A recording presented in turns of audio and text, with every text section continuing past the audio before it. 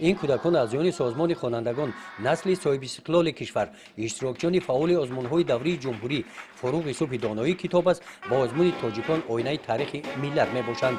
این نوبت در جمع آمد نوبتی که بخشیده به 27 سالگی روز تأسیس یابی سازمان خوانندگان در لیسه دولتی رقم 1 ناحیه واسه برگزار کرده شد، در محیط ایدانه اعضایان نوی سازمان خوانندگان را قبول کردند. امروز در برابر دیگر همسالان خود جمع آمدیم که تا به زینه وارثان سامانی داخل گردیم. این زینه از ما مسئولیت جدی را طلب میکند. ما را نیز میسازد که این مسئولیت را بر دوش خود احساس نموده وطن خود را صدقاً دوست داریم.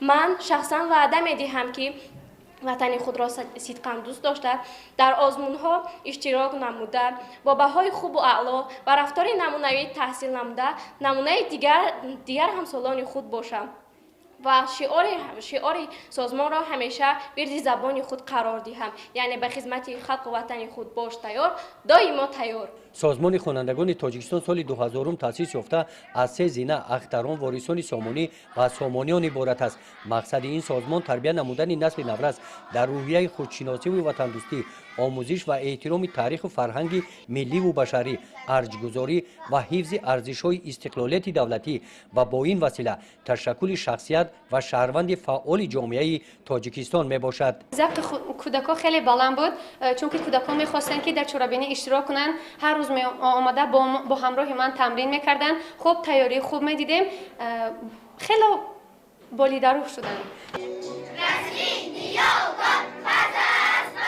در این چهاربینی اعضایان سازمان خوانندگان برنامه جالبی فرهنگی را پیشنهاد گردانیدند. گزارش خواجه نظریف خدای نظر ظهورف از ناحیه واسه برای برنامه اطلاعاتی نوید